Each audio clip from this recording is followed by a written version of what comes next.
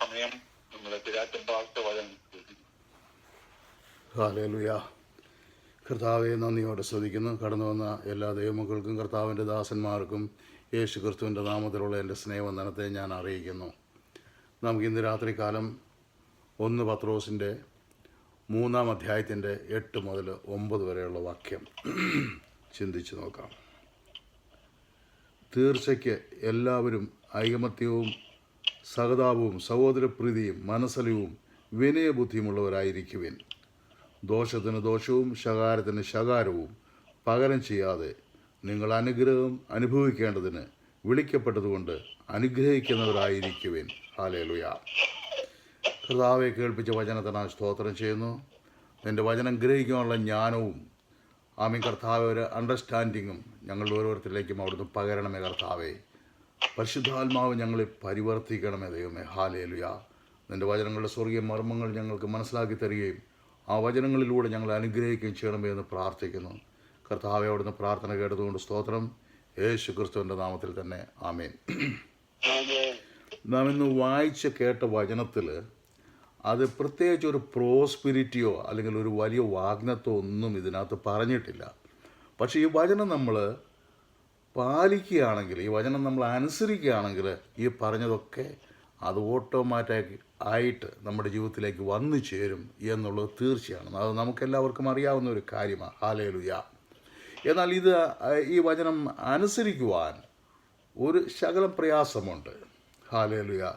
കർത്താവ് പറഞ്ഞിരിക്കുന്നത് പോലെ എല്ലാവരും ഐകമത്യവും സഹതാപവും സഹോദരപ്രീതിയും മനസ്സലിവും വിനയബുദ്ധിയുമുള്ളവരായിരിക്കുവിൻ. അത് നമ്മുടെ ഇടയിൽ വളരെ പ്രയാസമുള്ളൊരു കാര്യമാണ്. എന്നാൽ അത് നാം ചെയ്യണമെന്ന് കർത്താവ് നമ്മളോട് സംസാരിക്കുക. ദോഷത്തിന് ദോഷവും ശകാരത്തിന് ശകാരവും പകരം ചെയ്യാതെ നിങ്ങൾ അനുഗ്രഹം അനുഭവിക്കേണ്ടതിന് വിളിക്കപ്പെട്ടതുകൊണ്ട് അനുഗ്രഹിക്കുന്നവരായിരിക്കുവേൻ. ഹല്ലേലൂയ. നമ്മുടെ മെയിൻ പോയിൻ്റ് എന്ന് പറയുന്നത് നമ്മളെ അനുഗ്രഹം അനുഭവിക്കേണ്ടതിനായിട്ട് വിളിക്കപ്പെട്ടവരാണ്. അതുകൊണ്ട് നാം മറ്റുള്ളവരെ അനുഗ്രഹിക്കണം. നമുക്ക് ഇത് ചിന്തിച്ചാൽ മാത്രം മതി. നമ്മളെ വിളിക്കപ്പെട്ടത് അനുഗ്രഹം പ്രാപിക്കേണ്ടതിന് വിളിക്കപ്പെട്ടവരാണ്. അതുകൊണ്ട് ദോഷത്തിന് പകരം ദോഷം ചെയ്യരുത്. ഹല്ലേലൂയ. ശകാരത്തിന് പകരം ശകാരം ചെയ്യരുത്. ഹല്ലേലൂയ. സാധാരണക്കാരെ പോലെ അല്ല. ഹല്ലേലൂയ. നമ്മൾ അനുഗ്രഹം പ്രാപിക്കുവാൻ വിളിക്കപ്പെട്ടവരായതുകൊണ്ട് മറ്റുള്ളവരെ നമ്മൾ അനുഗ്രഹിക്കുന്നവരായി തീരണം. ഹല്ലേലൂയ. നമ്മൾ കണ്ടിട്ടുണ്ട് പലപ്പോഴും ശണ്ട കൂടുമ്പോൾ അതിൽ ഒരുവൻ പരാജയപ്പെട്ടു എന്ന് കാണുമ്പോൾ അവൻ നിന്ന് പറയും, നിന്നെ ദൈവം അനുഗ്രഹിക്കട്ടെ.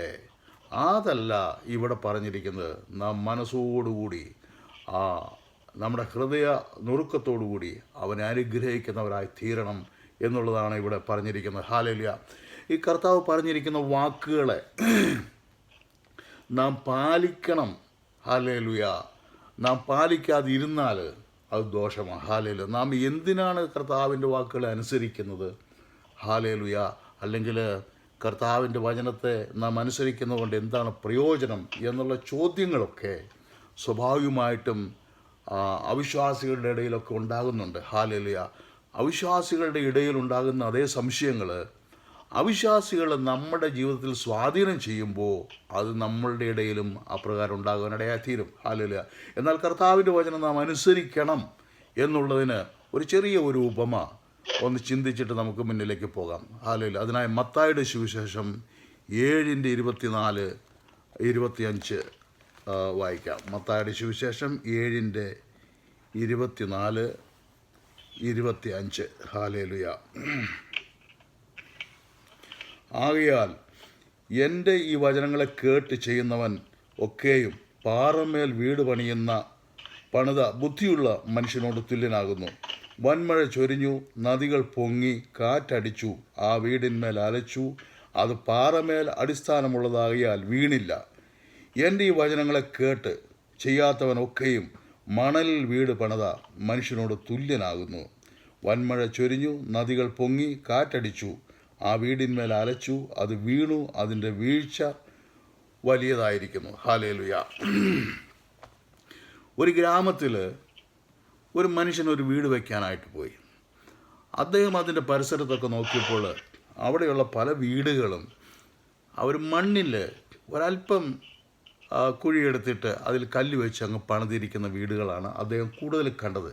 ഈ മനുഷ്യൻ ഒരു എൻജിനീയർ ആയതുകൊണ്ട് ഈ മനുഷ്യന് ശരിക്കും അതിൻ്റെ ഫൗണ്ടേഷൻ താഴ്ത്തി അങ്ങ് പാറമേൽ ചെല്ലുന്നവരെ അങ്ങ് താഴ്ത്തി, ഏതാണ്ട് 6 അടി കൂടുതലൊക്കെ താഴ്ത്തി അദ്ദേഹം വീട് പണിയാൻ തീരുമാനിച്ചു. പാറയുടെ പൊക്കത്ത് തന്നെ പണിയാൻ തീരുമാനിച്ചു. അങ്ങനെ അദ്ദേഹം 6 അടി കൂടുതലൊക്കെ താഴ്ത്തിയപ്പോൾ നല്ല പാറ കണ്ടുകിട്ടി. ആ പാറയുടെ പൊക്കത്ത് കല്ല് വെച്ച് അദ്ദേഹം പണിയുവാൻ ഇടയായി തീർന്നു. അദ്ദേഹം ഇത് പണിതുകൊണ്ടിരുന്നപ്പോൾ, ഈ കുഴി താഴ്ത്തിക്കൊണ്ടിരുന്നപ്പോൾ പരിസരവാസികൾ പലരും വന്നു. അവർ പറഞ്ഞു, എന്തൊരു വിഡ്ഢിയായ മനുഷ്യനാണ് നിങ്ങൾ, ഞങ്ങളുടെ വീടുകൾ നോക്ക്, ഞങ്ങളെവിടെയാണ് ഇത്രത്തോളം ഫൗണ്ടേഷൻ താഴ്ത്തിയത്? ഞങ്ങൾ താഴ്ത്തിയിട്ടില്ല. ഇത് എത്രയോ വർഷമായി വീടുകൾ ഇവിടെ ആയിരിക്കുന്നു, ഞങ്ങൾ ഇതിനകത്ത് താമസിക്കുന്നു. ഞങ്ങളുടെ പിതാക്കന്മാർ ഇതുപോലെ തന്നെയാണ് പണിതത്. ഞങ്ങളുടെ പിതാക്കന്മാർ കൈമാറിയ വീടുകളുണ്ട് ഈ കൂട്ടത്തിൽ, അതൊക്കെയും ഇതുപോലെ മണ്ണിൻ്റെ പുറത്ത് ഞങ്ങൾ പണിത. ഇത്രയും ഫൗണ്ടേഷനൊന്നും ഞങ്ങൾ താഴ്ത്തിയില്ല. പക്ഷേ ഇത്രയും വർഷങ്ങളായിട്ട് 10, 60, 70 വർഷമായിട്ട് ഈ വീടിന് ഒരു കുഴപ്പം വന്നിട്ടില്ല. പിന്നെ നിങ്ങളെപ്പോലുള്ള വിഡ്ഢികൾ എന്തിനാണ് ഇത്രയും താഴ്ത്തി വീട് പണിയുന്നത്? നിങ്ങൾക്ക് എവിടുന്നെങ്കിലും കള്ളപ്പണം ഉണ്ടായിരിക്കാം, അല്ലെങ്കിൽ നിങ്ങളുടെ ഗൾഫ് പണമായിരിക്കാം. ഇങ്ങനെ ആ മനുഷ്യനെക്കുറിച്ച് വളരെ മോശമായ രീതിയിൽ അവർ സംസാരിക്കുവാൻ തുടങ്ങി. ഹല്ലേലൂയ. ഈ മനുഷ്യൻ അതൊന്നും ശ്രദ്ധിച്ചില്ല. അദ്ദേഹത്തിനറിയാം, അദ്ദേഹം ഒരു എൻജിനീയർ ആണല്ലോ, അദ്ദേഹത്തിനറിയാം ഇത് താഴ്ത്തി പണിതെങ്കിൽ മാത്രമേ, നല്ല ഫൗണ്ടേഷനിൽ പണിതെങ്കിൽ മാത്രമേ വീട് നിലനിൽക്കുകയുള്ളൂ എന്ന്. അദ്ദേഹം അവരൊന്നും പറയുന്ന വകവയ്ക്കാതെ അദ്ദേഹം നല്ല ഫൗണ്ടേഷനിൽ തന്നെ വീട് പണിത് പൂർത്തിയാക്കി. ഹല്ലേലൂയ. അതിനുശേഷം മഴകളും കാറ്റും ഒക്കെ ഉണ്ടായി. ഈ മറ്റുള്ളവരുടെ വീടിന് ഒരു ദോഷവും സംഭവിച്ചിട്ടില്ല, ഇദ്ദേഹത്തിൻ്റെ വീടിന് ഒരു ദോഷം സംഭവിച്ചിട്ടില്ല. ഹല്ലേലൂയ. അപ്പോൾ ഈ പരിസരവാസികൾ വീണ്ടും അവർ ആഹ്ലാദിക്കാൻ തുടങ്ങി. ഈ മനുഷ്യൻ്റെ വീടിന് ഒന്നും സംഭവിച്ചിട്ടില്ല, ശരി തന്നെ, പക്ഷേ ഞങ്ങളുടെ വീടിന് ഒന്നും സംഭവിച്ചിട്ടില്ല. ഹല്ലേലൂയ. പക്ഷെ ഒരു ദിവസം വൻ മഴ പെയ്തു. ഹല്ലേലൂയ. നദികൾ പൊങ്ങി, കാറ്റടിച്ചു, അത് ഈ വീടിന്മേൽ അലച്ചു. ഹല്ലേലൂയ. ആ മണ്ണിൽ പണിത വീടുകളൊക്കെയും താളടിയാകുവാൻ ഇടയായി തീർന്നു. എന്നാൽ ഈ മനുഷ്യൻ്റെ വീട് മാത്രം പോകുവാനിടയായി തീർന്നില്ല. കാരണം അത് പാറമേൽ പണിതിരിക്കുന്ന വീടാ. ഹല്ലേലൂയ. കർത്താവ് ഹല്ലേലൂയ ഇവിടെ പറഞ്ഞിരിക്കുന്നത്, എൻ്റെ വചനങ്ങളെ കേട്ട് ചെയ്യുന്നവനൊക്കെയും പാറമേൽ പടുത വീട് പോലെയാണെന്ന്. കർത്താവ് പല വചനങ്ങൾ നമ്മളോട് പറഞ്ഞിട്ട്, എൻ്റെ വചനങ്ങളെ കേട്ട് ചെയ്യുന്നവന്. ഹല്ലേലൂയ. കർത്താവ് പറഞ്ഞു, ഹല്ലേലൂയ, മർക്കോസിൻ്റെ സുവിശേഷം 16 പറഞ്ഞു, വിശ്വസിക്കുന്നവനും സ്നാനമേൽക്കുകയും ചെയ്യുന്നവൻ രക്ഷിക്കപ്പെടും. ഹല്ലേലൂയ. പലരും അതിനെക്കുറിച്ച് ചിന്തിച്ചു, ഞങ്ങൾ പാരമ്പര്യമായിട്ട് ഇങ്ങനെ ഒരു പ്രോസസ്സിലൂടെ പോയിട്ടില്ലല്ലോ. ഹല്ലേലൂയ. ഞങ്ങൾ കുഞ്ഞായിരുന്നപ്പോൾ ഞങ്ങൾ ശിശു സ്നാനമേറ്റവരാ, അതിന് വേറൊരു സ്നാനമില്ലല്ലോ. ഞങ്ങൾ പാരമ്പര്യമായിട്ട്, ഞങ്ങളുടെ പിതാക്കന്മാരായിട്ട് ഞങ്ങളിപ്രകാരം ജീവിച്ചു പോകുന്നവരാണ്, ഞങ്ങൾക്കൊരു ദോഷവും വന്നിട്ടില്ലല്ലോ. പിന്നെ എന്തിനാണ് വീണ്ടും വിശ്വസിക്കുകയും സ്നാനമേൽക്കുകയും ചെയ്യുന്നവൻ രക്ഷിക്കപ്പെടുമെന്ന് പറയുന്നത്? ഞങ്ങളത് വിശ്വസിക്കുന്നില്ല, ഞങ്ങൾ പാരമ്പര്യത്തിൽ വിശ്വസിക്കുന്നു. ഹല്ലേലൂയ. ഹല്ലേലൂയ. വീണ്ടും യോഹന്നാൻ്റെ സുവിശേഷം 3:3 പറയുന്നു, വീണ്ടും ജനിച്ചില്ല എങ്കിൽ സ്വർഗരാജ്യം നീ കാണുകയില്ല എന്ന്. ഹല്ലേലൂയ. നിക്കോദോമസിനോട് പറയുന്നതാണല്ലോ. ഹല്ലേലൂയ.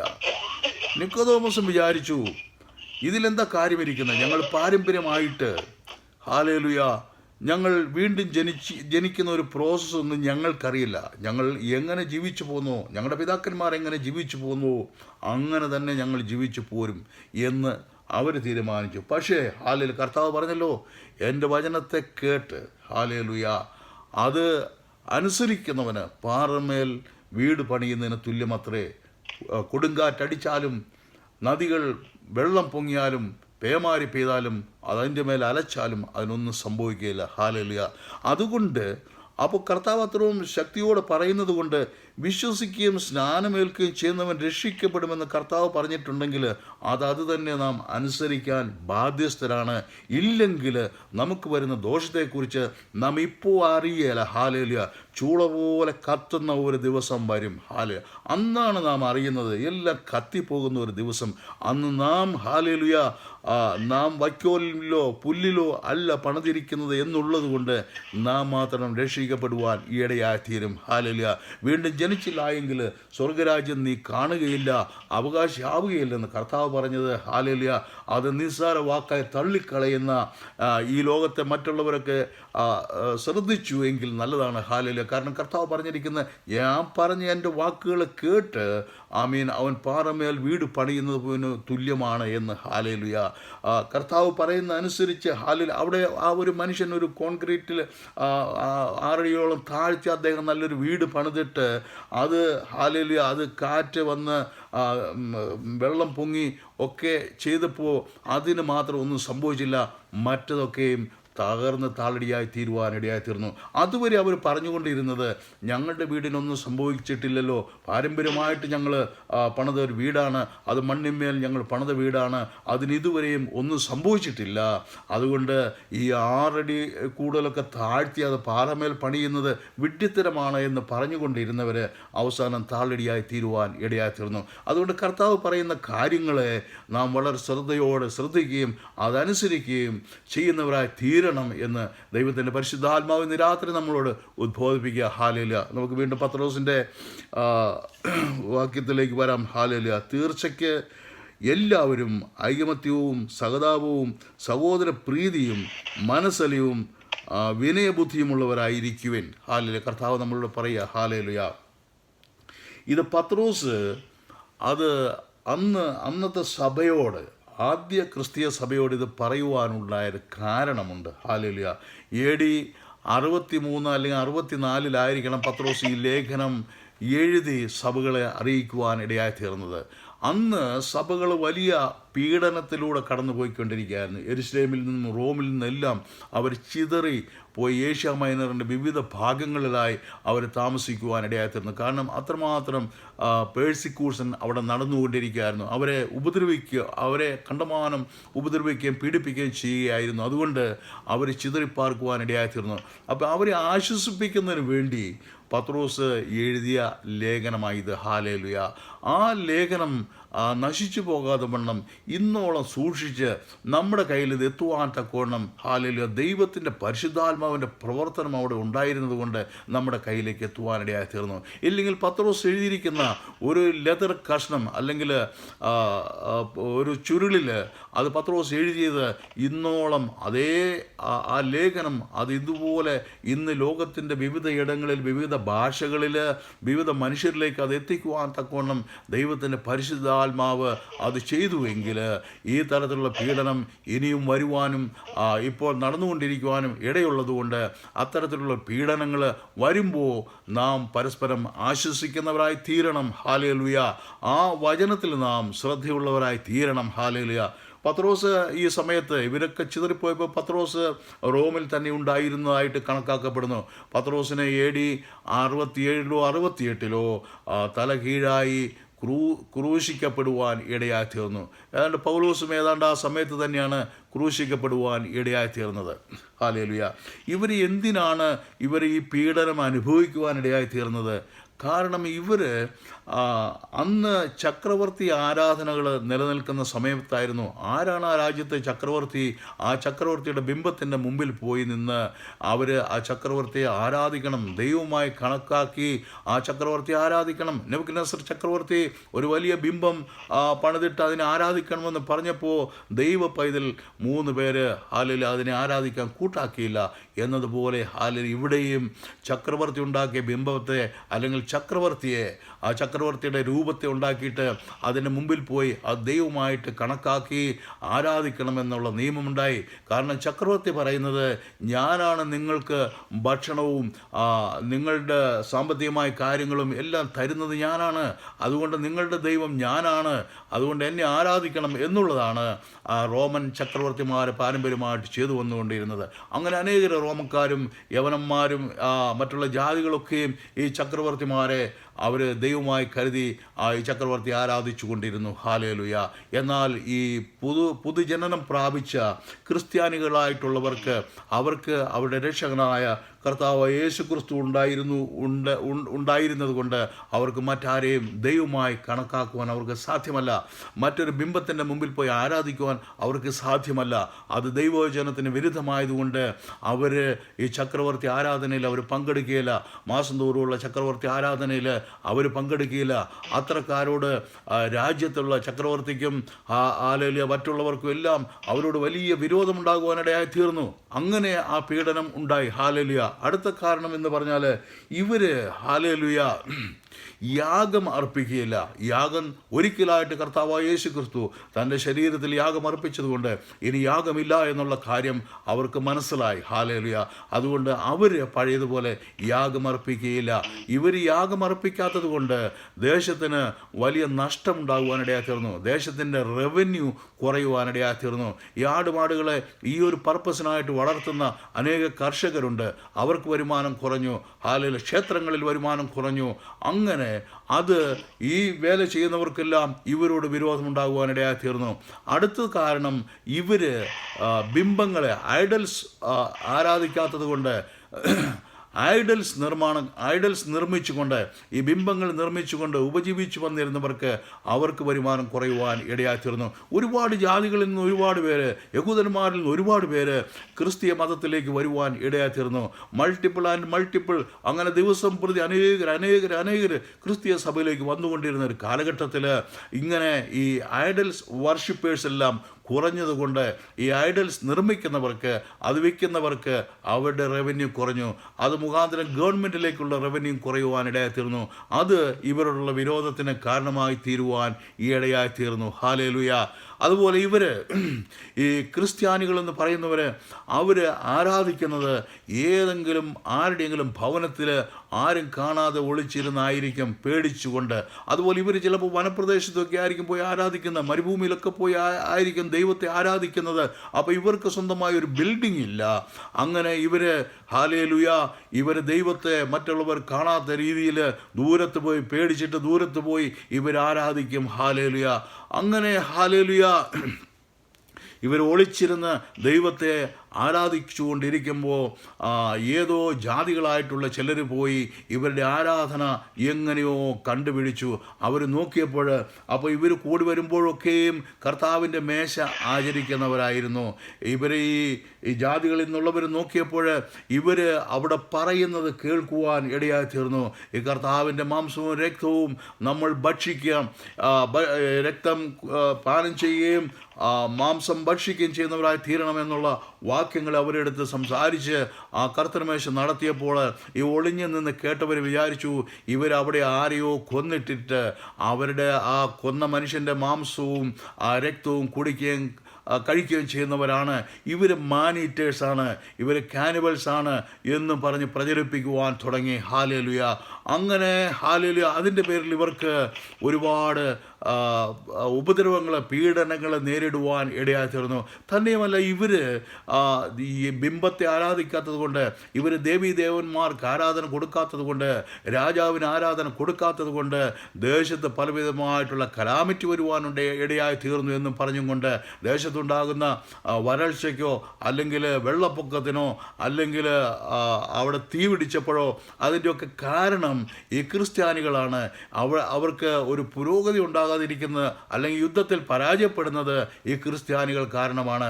ഇവർ ഹല്ലേലൂയ ഇവർക്ക് ബിൽഡിങ്ങോ കാര്യങ്ങളോ ഒന്നും ഇല്ലാത്തത് കൊണ്ട്, ഇവർ ബിംബങ്ങളൊന്നും ഇല്ലാത്തത് കൊണ്ട് ഇവർ ദൈവത്തിൽ വിശ്വസിക്കുന്നവരല്ല, ഇവർ ദൈവമില്ലാത്തവരാണ് എന്നും പറഞ്ഞ് ഹല്ലേലൂയ അങ്ങനെയുള്ളവർ ഈ ദേശത്തുള്ളത് കൊണ്ട് ഞങ്ങളുടെ ദേശം തന്നെ മുടിഞ്ഞു പോകും. ഞങ്ങളുടെ ദേവന്മാരെയും ദൈവമാരെയും ആരാധിക്കാത്തവർ, ഞങ്ങളുടെ രാജാക്കന്മാരെ ആരാധിക്കാത്തവർ ഈ ദേശത്തുള്ളത് കൊണ്ട് ഞങ്ങളുടെ ദേശം തന്നെ മുടിഞ്ഞു പോകും എന്നുള്ള രീതിയിൽ അവരെ ഉപദ്രവിക്കുവാൻ തുടങ്ങി. വല്ലാത്ത ഉപദ്രവം നേരിട്ടു.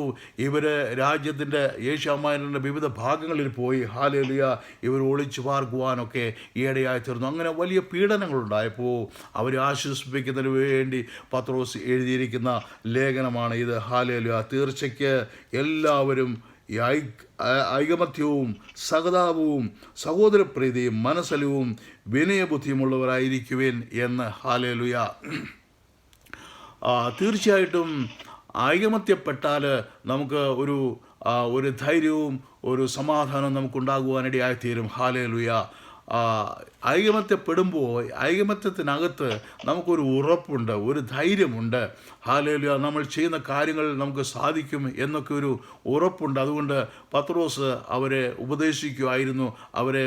അവരോട് പറഞ്ഞു, നിങ്ങൾ ഐകമത്യപ്പെട്ടിരിക്കുവിന്, നിങ്ങൾ സഹോദരപ്രീതിയുള്ളവരായിരിക്കുവിന്, നിങ്ങൾ മറ്റുള്ളവരെ സ്നേഹിക്കുന്നവർ, നിങ്ങൾ പരസ്പരം സ്നേഹിക്കുന്നവരായി തീരുവിനെന്നൊക്കെയും പത്രോസ് അവരെ ഉപദേശിക്കുകയായിരുന്നു. ഹാലേലുയ.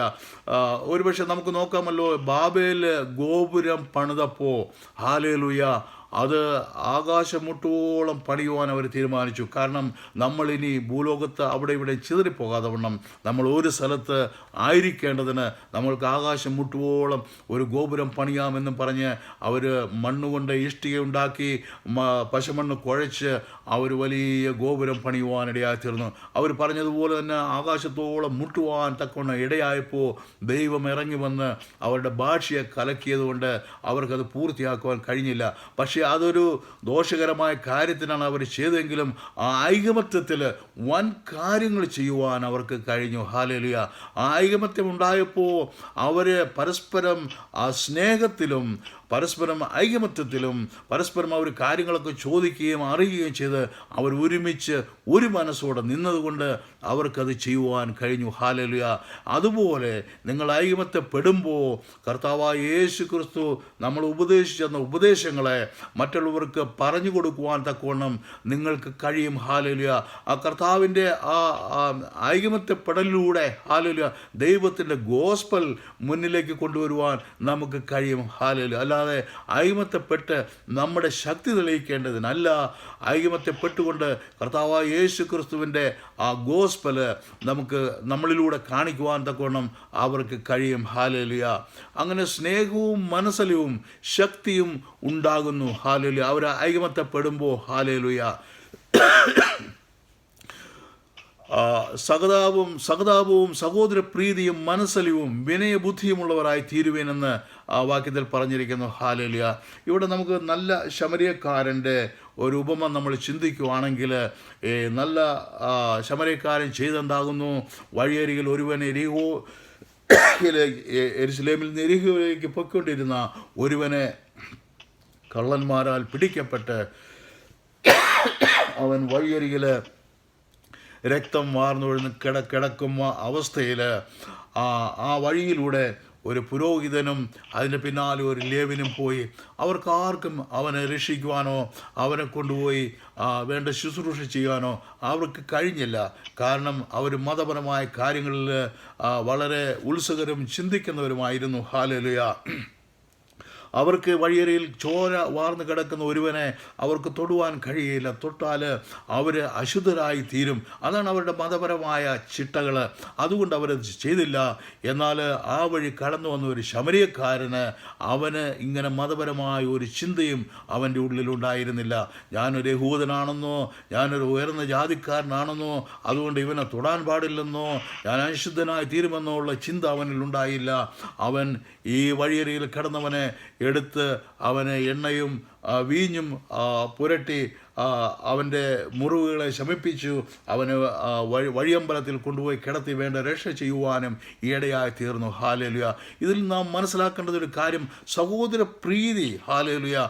അതാണ് ഏറ്റവും ആദ്യം നമുക്ക് മുന്നിൽ വേണ്ടത്.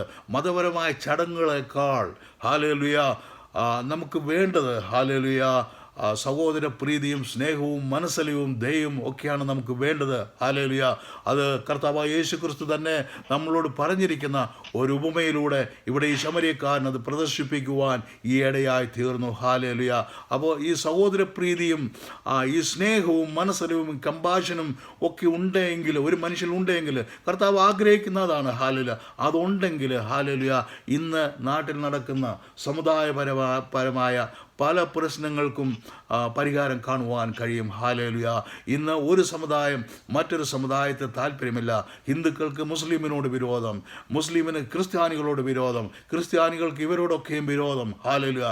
ഇതെല്ലാം മാറ്റിയെടുക്കണമെന്നുണ്ടെങ്കിൽ നമ്മളൊക്കെ മനുഷ്യരാണ്, സഹോദരന്മാരാണ്. കർത്താവ് യേശു ക്രിസ്തു ആഗ്രഹിക്കുന്നത് അത് തന്നെയാണ്. ഹാലേലുയ. കർത്താവ് യേശു ക്രിസ്തു ഇവിടെ ഒരു മതവും സ്ഥാപിച്ചിട്ടില്ല.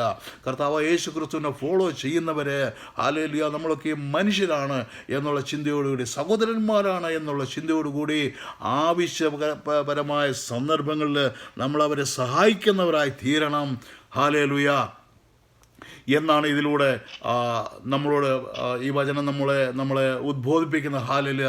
ഇതൊക്കെ നമുക്ക് ചെയ്യുവാൻ ഒരല്പം പ്രയാസമുള്ളതാണ് എങ്കിലും നാം ഇത് ചെയ്ത് ശീലിച്ച് കഴിയുമ്പോൾ പിന്നെ അത് വളരെ എളുപ്പമുള്ളതായി തീരും. അതുതന്നെയല്ല, നാം അനുഗ്രഹം പ്രാപിക്കേണ്ടത് വിളിക്കപ്പെട്ടവരായതുകൊണ്ട് നാം മറ്റുള്ളവരെ അനുഗ്രഹിക്കുന്നവരായി തീരണം. അവിടെ മതപരമായ ചിന്തകൾ വരാതെ ആർക്ക് സഹായം ആവശ്യമാണോ അവരെ നാം സഹായിക്കുന്നവരായി തീരണം. ഹല്ലേലൂയ. ഷാഠ്യത്താലോ, ഹല്ലേലൂയ, ഫിലിപ്പിയർ 2:3-4 പറയുന്നു, ഷാഠ്യത്താലോ ദുരഭിമാനത്താലോ ഒന്നും ചെയ്യാതെ തന്നേക്കാൾ മറ്റുള്ളവൻ ശ്രേഷ്ഠനെന്ന് നാം എണ്ണണം എന്ന് പറഞ്ഞിരിക്കുന്നു. ഹല്ലേലൂയ. ഓരോരുത്തരും സ്വന്തം ഗുണമല്ല മറ്റുള്ളവൻ്റെ ഗുണം നോക്കുന്നവരായി തീരണമെന്ന് അവിടെ പറഞ്ഞിരിക്കുന്നു. യേശു കർത്താവ് ശിഷ്യന്മാരുടെ പാദത്തെ കഴുകുവാൻ ഇടയായി തീർന്നുവല്ലോ. ഹല്ലേലൂയ. നമുക്കും ഹല്ലേലൂയ മറ്റുള്ളവരെ സ്വന്തം സഹോദരന്മാരെ പോലെ സ്നേഹിക്കുന്നവരായി നമുക്ക് മാറാം. ഹല്ലേലൂയ. ഇതിൻ്റെ 9-ാം വാക്യം കൂടെ വായിച്ചിട്ട് ഞാൻ നിർത്തിയാണ്. ഹല്ലേലൂയ. ദോഷത്തിന് ദോഷവും ശകാരത്തിന് ശകാരവും പകരം ചെയ്യാതെ നിങ്ങൾ അനുഗ്രഹം അനുഭവിക്കേണ്ടതിന് വിളിക്കപ്പെട്ടവരായതുകൊണ്ട് അനുഗ്രഹിക്കുന്നവരായിരിക്കുവാൻ. നമ്മളോട് ദോഷം ചെയ്യുന്നവരോട് നാം ദോഷം ചെയ്യരുത് എന്ന് കർത്താവ് പറയുന്നു. നമ്മളോട് പ്രതികാരം ചെയ്യുന്നവരോട് നാം പ്രതികാരം ചെയ്യരുത് എന്ന് പറയുന്നു. പിന്നെ നാം എന്താണ് ചെയ്യുന്നത്? നാം അവരെ അനുഗ്രഹിക്കുന്നവരായി തീരണം. എങ്കിൽ മാത്രമേ നമുക്കും അനുഗ്രഹം ലഭിക്കാൻ ഇടയായി തീരുള്ളൂ. നമ്മൾ വിളിക്കപ്പെട്ടത് അനുഗ്രഹം പ്രാപിക്കേണ്ടതിനാണ്. ആ ഒരു ചിന്ത എപ്പോഴും നമ്മുടെ ഉള്ളിലുണ്ടാകട്ടെ. ഈ വചനങ്ങളാൽ ദൈവം നമ്മൾ ഓരോരുത്തരും അനുഗ്രഹിക്കട്ടെ എന്ന് പറഞ്ഞുകൊണ്ട് എൻ്റെ വാക്കുകളെ ഞാൻ അവസാനിപ്പിക്കുന്നു. സ്തോത്രം.